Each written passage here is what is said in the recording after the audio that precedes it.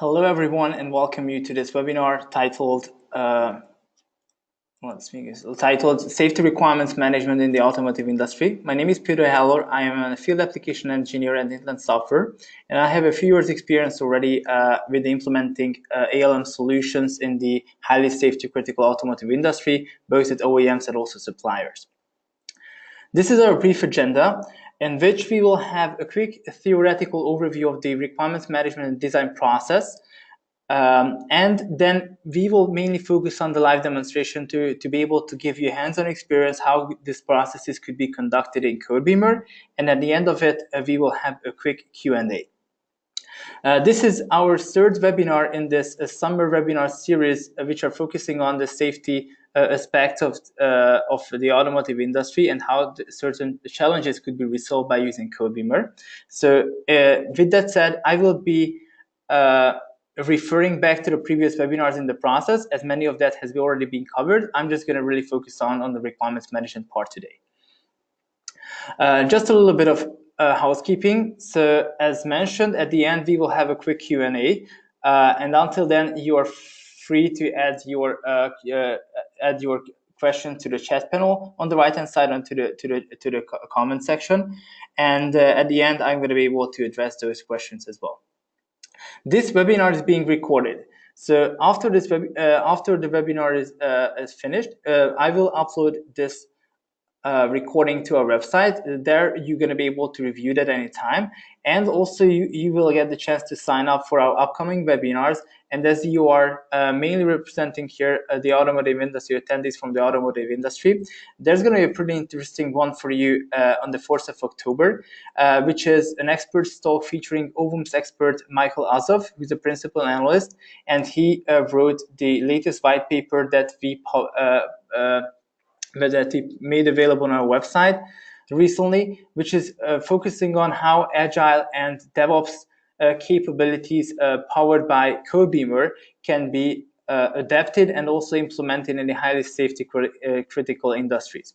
And here during this webinar, you can also get some insights into how BMW is using Codebeamer to support their Agile initiatives. So with that said, let me get started with the safety requirements management part. So this is what you have seen already in the previous webinars, starting from the item definition through the hazard analysis and risk assessment, in which you define the ASIL categories. And as a result of that, now we have already some safety goals defined, including with FTTI and also the safe states. And now in today's webinar, I will focus on the functional safety requirements, and going further from those functional safety requirements to derive the architecture as a preliminary architecture, and also going down from these from the functional safety concept down to the technical requirements, to the system design, hardware and software requirements, and also the interface between them. And this is where you can see the representation of the safety engineering concept. On the top side, you see what is being managed in Codebeamer, and on the bottom in the intersection line, you're going to see the parts that are actually related to the safety classification, but is happening as a separate function, as a separate process. So starting from the item definition and hazard analysis and risk assessment, as a result of that, the safety goals are ready. So as a very first step, I will show you how to derive this functional safety concept and also the requirements, from which we can also start building up the real solution, adapting to the relevant safety class, to the ASIL categories, by deriving the relevant technical safety requirements, defining how the intended use and also the system should behave in certain scenarios. And that includes also defining the safety manuals, the data sheets, and safety measurements. And from that level, that's going to be the point when we can derive both the hardware and software safety requirements, and the interface between the two, which I will not cover in today's webinar. But if you visit our website, you will see many recordings in the topic, how to define functional and non-functional requirements, how to link them to each other, and also how to put them into a system design element. And from that level, how to further derive down the actual development items that the engineers can hand over to the developers in the development phase. So this is just, I wanted to highlight that we are fully capable of doing that, but now I'm really just going to focus on the safety engineering side. And the way I will build up also our presentation today, and also the way it's being conducted in the real life, is that once you receive the safety goal, then the preliminary system architecture is being designed, both for the sensoric, the logic, and the actuation. And these safety categories, the ASIL levels, will be also inherited down to those lower level items. And always the highest ASIL level will be inherited. So this means one preliminary system architectural item can be assigned and derived from multiple safety goals, but always the highest safety category will be addressed. And from those preliminary system architectural items, that's the process when the process continues. So the functional safety requirements will be defined, but on that level, the safety category, the ASIL categories cannot be changed. Those are just being inherited down. So anytime the safety engineers, the requirement engineers, will be fully aware of what is going on, and also will be in possession in real time of this information, and also they can act accordingly. From the functional safety level, they can derive the technical safety requirements and also defining the data sheets and safety manuals. And then when they ready with the definition of those items, they're going to be able to put it together into a system design. As a tool vendor in our implementations, whenever we roll out Codebeamer, also for smaller startup-like companies and for larger enterprise accounts, we see that there are two main challenges that occur during these processes. One is that in today's environment, there are so many requirements that need to be taken care of, and this safety concept can be really complicated and complex processes that is really difficult to manage and maintain without the proper tool support. And on the top of that, when it comes to the teamwork, to the collaboration, to manage the development team's activities, this is really difficult to enforce these processes, to keep always on the top of these processes. So for that, I will try to present you today a great solution. And this is a kind of a same representation of the previous slide, when you see that in Codebeamer itself, when the requirements are being defined and designed, the functional safety concepts are also being created. Then the requirements can be derived and also can be put into an architectural design using a UML diagram tool. This could be also defined in Codebeamer, as we provide a built-in UML editor, but also in third-party tools such as Enterprise Architect or Rhapsody.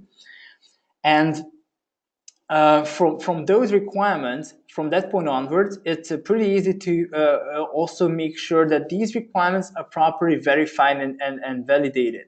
So as Codebeamer comes with a requirements-based testing approach, those test cases could be derived, could also be associated with a given development phase, and anytime once the test and the verification validation has been executed, then the results are also available, and this will provide the relevant information real time to the users. So with that said, and having mentioned the actual challenges that we see right now on the market, let me just quickly have a question regarding the size of the development team, because this is also pretty important for us to estimate, if we ever get in touch after this, that how we could really be of your help, and also to estimate that as Codebeamer is being used by larger teams, this is a great solution when it comes to scalability. All right, thank you so much for your answers. And quickly, I also would like to have another question, that what are the most pressing challenges in your current development environment? Because this is not just restricted to requirements and how to build up the traceability, but also when it comes to audit preparation, how to prepare these documents and submit it to the regulatory bodies. If in case you're having different tool integration, this is also difficult to collect all these different type of requirements into one unified tool and then provide it traceability. All right, thank you so much. So as I can see, then the attendee is just about right, because most of you, I see that one of the most common challenges is how to provide the requirement traceability in the test coverage. So the good news is that I'm pretty sure I'm going to be able to provide you a good solution for that in the live demonstration, which I'm going to start right now. So let me just jump right into Codebeamer then. And now you can immediately see my Codebeamer project that's being pre-configured according to our today's topic. So here, if I zoom in to the left-hand side, this is where you see that in this project, I have a folder for the specifications. This whole process started in the previous webinars with the hazard analysis and risk assessment. From those, my colleague Adela defined the safety goals. And this is the process from when I take it over and show you a hands-on experience how to proceed from here. So in the safety goals, we defined the safety goals together with their ASIL category assessment, the ASIL classes, and also the fault tolerant time interval. And from these safety goals level, we will decide and define the system architecture, then divide the functional safety requirements, the technical safety requirements, and from the technical safety requirements level, I will further go down to the hardware and software interface, to the software and hardware safety requirements, and the interface between the two, how that's being resolved. This is really focusing on the left-hand side, and to go to the right-hand side, as you see, Codebeamer is providing this holistic approach that you can cover both the left and the right-hand side of the V model in the tool. So these test cases, I will show you how I derive these test cases from these requirements. I already executed some tests, so I'm going to be able to visualize how this test coverage looks like for the different product development phases.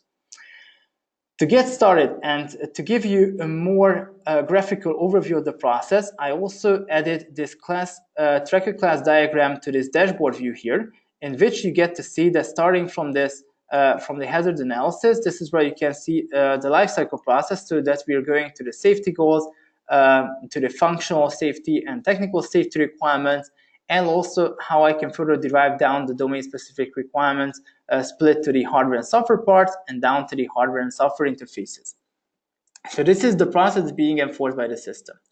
If I now double-click and open up the hazard analysis and risk assessment tracker of mine, that's where I see all the items. So I defined one hazard, electrical power steering, and Adela listed 3 separate hazardous situations in the previous webinars. So let me just select one, this hazardous situation 2, in which she provided a brief description of that situation. And on the right-hand side, you can see some additional information like the guide word, the operational situation, operating modes. And she also conducted a proper risk assessment, setting up defining controllability, exposure, and severity. And as a result of that, we have the ASIL category. So from this item, I could also, using these predefined database relations that I showed you earlier, with one click, I can just proceed now to the safety goal. So I could just derive the safety goal. But in this example, I already have that defined. So I see here down at the bottom as downstream reference, the safety goal entry, which is to prevent the self-steering of the system. So I just click and go to the document view of my safety goals. She here elaborated a bit further. So that's where I have the electrical power steering, and also this being drilled down to prevent blocking torque generation, and also prevents self-steering of the system. And this is exactly what I linked to this horror item, to the hazardous situation, to the second one. And as you see here, the ASIL category and the fault tolerance time interval, which is set to 10 milliseconds. These are the 2 items that will be inherited further down to the lower level items. Apart from that, there's a safe state and just a normal state, which is being defined. This is obviously what could be configured further on for your processes. So this is just an example what I'm showing you, a really simplified one. And from these safety goals, I can now further go down to the actual functional safety requirement. If I would do this now manually, now I see here that when I do that, in the upstream reference field, the bidirectional traceability link will be established automatically. So the good thing is that in compliance with the ASPICE process, here you see that this traceability link is actually bidirectional. So this means anytime I can visualize the impact using a top-down and also bottom-up approach. And using the suspected options, anytime once the higher level item changes, that will have an effect on the lower level items. So in this way, the consistency is provided. So now you see the ASIL category and this FTTI value is being inherited. Even if I try to click into these attributes, I cannot change them because I do not have the relevant permissions, because these could only be defined on the higher level items. So now I just wanted to show you how these values are being inherited down to the lower level items. And if I select this prevent the self-steering of the system and scroll down to the actual downstream references on the right-hand side, I get to see that from this safety goal, I define some functional safety requirements. And there's also the preliminary architecture is being assigned, linked to that too. So if I go now to the document view of my functional safety requirements, this is where I get to see this folder structure for each of these safety goals. And these requirements, these functional safety requirements that I have here defined, this is where I split the information from the system level down to the individual functional safety requirements, such as to prevent the self-steering of the system caused by the sensor, caused by the actuator, and also caused by the malfunctioning logic. So these are the three items that I defined, and from this level downwards, that's the point where I'm going to be able to define then the lower level domain-specific requirements. So from here, I'm going to be able to define the technical requirements and then the hardware and software requirements, which will be based off the further development activities.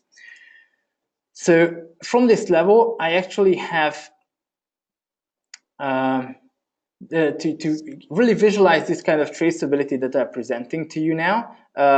I can go now to a pre-configured traceability view. So I showed you how you can manually derive the items one from another. And if I go now to the actual traceability, I can put it next to each other one by one. So if I would like to start from the very beginning, from the hazard analysis and how this being derived down to safety goals, I can do that manually in this way. And you can see the results represented at the bottom table visualization. But I can also use a preset to actually visualize this whole process. So this starts in this example from the safety goals. Then I see also the functional safety requirements and the system architecture. This is now the preliminary architecture. And from the functional requirement, I derive now the technical safety requirements and both the software and hardware requirements. And if I further scroll down to actually check out the details of that, as I now have here the description is being visualized, you can see the description of each and every item here, including the architecture. So to define this architecture, I use Codebeamer's built-in capabilities. Of course, this is really a dummy example, but now you see, now you have a great understanding, I think, how you can add these UML diagrams to Codebeamer, and further down how this could be linked to a safety goal, and also further down how the different requirements could be derived from that architectural model. And I further scroll down. This is where you see the functional safety requirements that are being forwarded down to the technical safety concept items and requirements, and this technical prevent self-steering of the system caused by the sensor is being further derived down to software and also to hardware requirements. So that's the way the system can provide you with this traceability. If I get rid of the description now, you will also get to see this in a more transparent view. And this information is showing not just this traceability, but also the consistency. So as I haven't really changed any of these items, I'm still consistent. That I know because these suspected links are grayed out. But the moment I click onto any of, for instance, onto this technical requirement, I can also visualize this individual traceability on this level as well. So this is where I get to see the software and hardware requirements, and also there I have a verifying test case. And now if I make a change on this level, all the items that are directly related to this, and I stated here in the downstream references, I will see them as suspected items. So let me just change anything in the description. There we go. I'm also just going to change the type to integration requirement, for instance, whatever. I'm just going to save it now. And if I have a glance at the traceability again, I see that all the lower level items have been marked as suspected. And if I click onto any of these links, this is where I get to see a side-by-side comparison of the differences, and that's where I can actually mark the changes. All right. With that said, if I save this, and then in this way I can acknowledge that I'm consistent without even making those changes. So the sensor chip hardware requirement is being checked, and this is now not suspected anymore. That means I'm consistent. So what I would like to show you as well, to just represent that this inheritance is real-time inheritance, that if I, for instance, open up the safety goal in a new tab, so let's say I come to the safety goals to the top, I would like to change this this prevent self-steering of the system ACL category from D to C. So this is what normally I would not do, but just to represent that how this is being inherited down to the lower levels. If I now go and check out the lower level requirements from this item, so let's say I'm going to click onto this functional requirement. Now I get to see that the ACL category here is also set to C. And so that's the way the inheritance works. This is now I'm not presented the ACL decomposition to the lower levels because this is not part of this demonstration, but such logic could also be defined using the inheritance rules that I just presented. So let me now, as a second part of this demonstration, quickly show you the concept of the verification validation items. So here in Codebeamer, I set up some releases to actually conduct these planning activities in the project planning phase. And I also have a development stream in which I define the different samples. So I have A sample, B sample, C sample, and also the D sample represented. And now I can visualize the verification and validation coverage for each of these samples. So for that purpose, I will go back to the overview, and from the technical safety concept requirement, I already derived some test cases. So here I now have these three separate items, and the way I can derive the verification validation items is to click onto this plus button here, and I can easily derive the verifying test case in which I'm going to be able to define what should exactly be tested. There's a traceability link in the verifies attribute, and through the test definition, I can define what specific points should be tested in context of this technical safety requirement. And to get this coverage information available, I go now to the test coverage browser, where I can visualize, first of all, how many requirements I have in total and how many of them are covered. So I at 100% coverage. And for a specific selected sample that I have here, if I apply this filter condition onto my requirement, this is where I get to see visualized that I'm on at 100% coverage, and all three have been executed successfully. So I can drill down, visualize this traceability starting from the actual technical safety requirement down to the test case and down to the executed test result. And in the coverage column, I get to see the result of that. And this information can also be exported to a paper-based document in case it's needed for the document submissions. So with that said, let me also ask another question before we get to the formal Q&A session. First of all, for those people who are not using Codebeamer already, and this is not just for educational purposes, I would like to ask whether you're considering any ALM tools, and what are the most important specs for you that you are actually taking into consideration when selecting such a tool.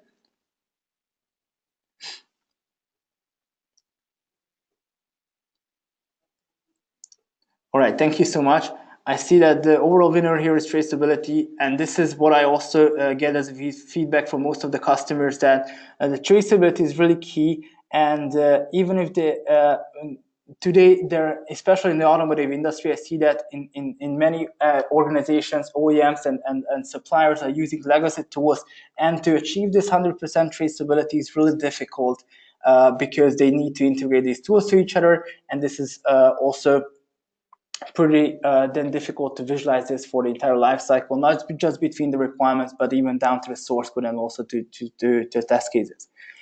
So if you have any kind of tools right now that you have in use to manage these requirements, what are those? So if you could just also give us some feedback on that, because I've seen many examples that people are maintaining huge customized Excel sheets, but also there are some dedicated tools, especially in the automotive. So just to give some feedback on that.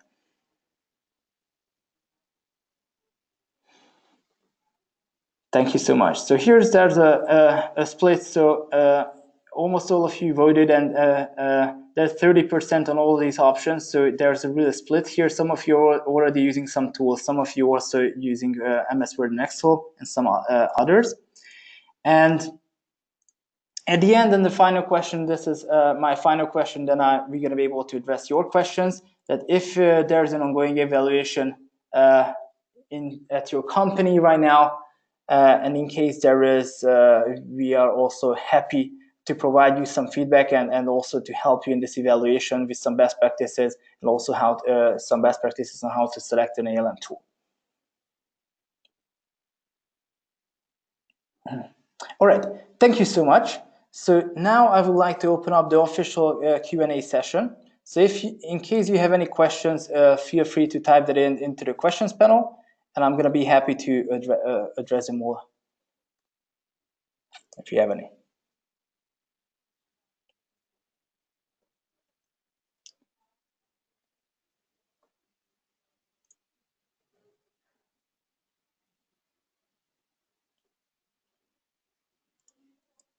So I'm going to give you some time to be able to type in your questions.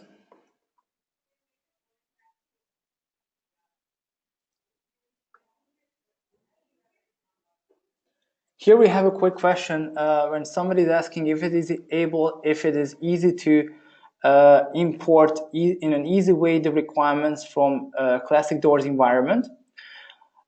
Briefly, the answer is yes. So Codebeamer offers a built-in native doors interface, and also we provide the requirement interchange format. So in this way, we make it pretty easy to migrate the existing information from legacy tools to Codebeamer.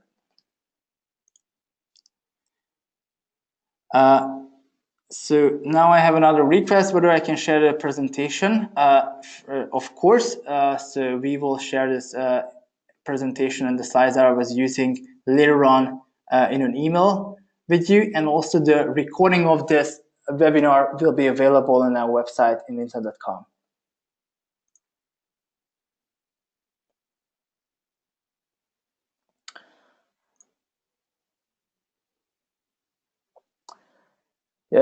Okay, there's another question.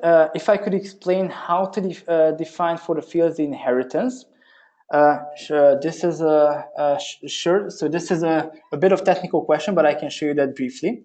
So the thing is that this inheritance is being resolved right now. That if I go back to the actual trackers, let's say here I open up the safety goals. Now you see that the safety goals have its specific attributes, and one of them including the ASIL category. This ASIL category, this ASIL field, if I go now to the configuration of a Codebeamer, now I go to the fields of it, and amongst the list of available fields, that's where you get to see that here I have this ASIL field, which is a choice field. And if I visualize to show the property name of this ASIL field, this is now a custom choice list field. And if I go down to the lower level trackers, for instance, I go now down to this technical safety requirement tracker, the way I defined this inheritance, that on this tracker as well, I have the exact same field, which is the ASIL C. if I click on to the configuration on this tracker here, I need to compute this field that is being inherited, and there's a certain computation for that. Here, if I click on to this ACL field, and now you see that this is taking always the through this the reference items through the subjects field and the ACL category of those reference items, and this always taking the maximum of that. In case you need some additional information, we are happy to follow up in an offline session and share some more details on that. Okay, so let me proceed with some other questions.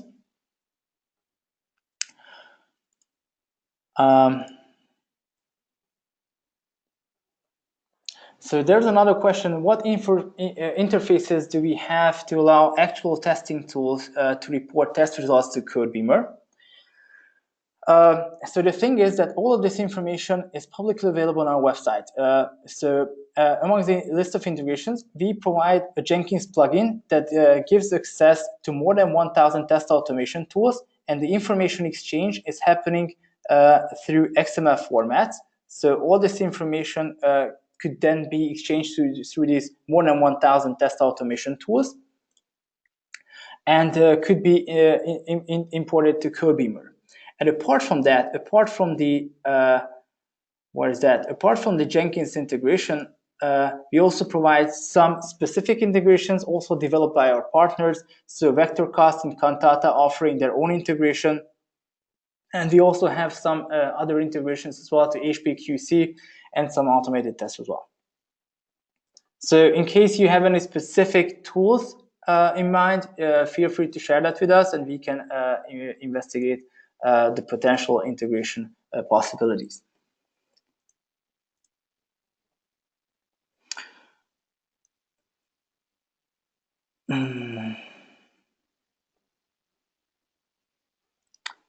Okay, so now we have a bit more complex question, which is how do we manage the changes in Codebeamer?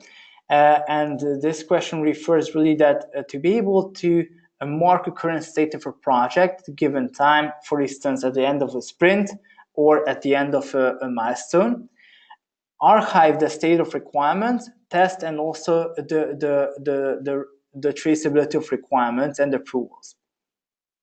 So this functionality is provided through Codebeamer's baselining capability.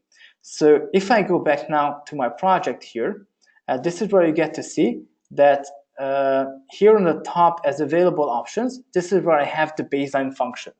The baseline function is nothing more than just, this is either creating a baseline on the whole project as a snapshot, as an index collection of work items, or creating a baseline only on the specific trackers or documents for a given set of requirements.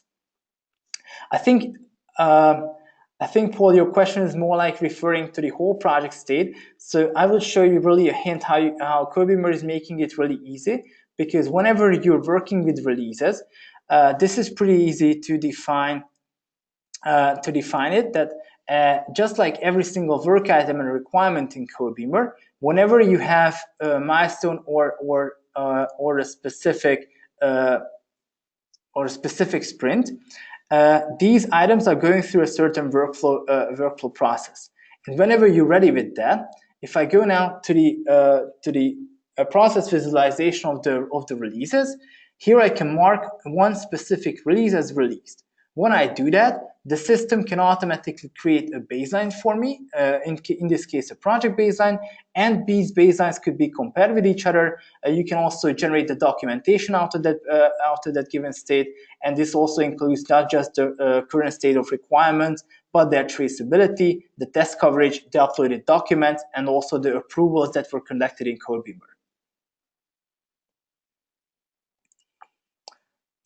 All right, let me go on. Did I answer your question properly, Paul? Do you have any additional ones on that? Great. Okay, so here I have another question whether we do have doors and doors native migration. So as I mentioned, we provide doors native interface, so the information could be directly imported from doors to Codebeamer, either via a native interface or via a Rekif. And there's also a question whether this is not really related to the requirements, but to other actual operational items. So here's a question whether we can integrate with Jira. The thing is with Jira that we do provide a Jira plugin as a bidirectional plugin, and every single work item type from issue type from Jira could be synced into Codebeamer. So in this way, we consider ourselves that we provide a super set of functionalities in Codebeamer, but we made this synchronization available for those people who would like to maintain both their Jira instance and also Codebeamer in parallel, but you can also just merge the information to Codebeamer and continue using that.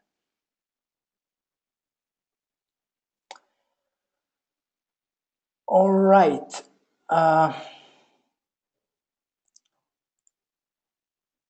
I don't see any further questions at this point. So I would really like to thank you for your time and attending this today's webinar. In case you would have any questions in the future, if you would like to have some best practices in your current environment, how Codebeamer could be implemented, feel free to get in touch with us and we will be at your disposal. Thank you again. Take care. Bye. Sorry, there are some additional questions. So before I hang on. Okay, so Paul is asking that where do we define the acceptance criteria for requirements? So I didn't show this actually. This is what could be defined either in the description of an item or you specify a specific attribute for that in which you maintain those acceptance criteria. I can look for examples later on as a follow-up item if you want me to.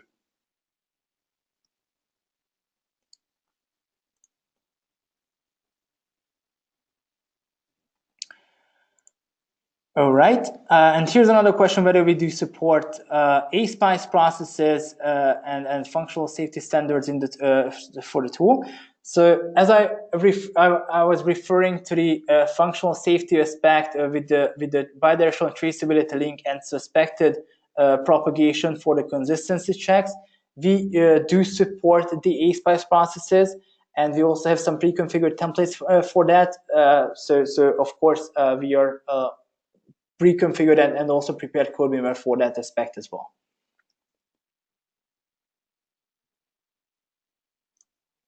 All right, then thank you again. Have a great day and thanks for watching.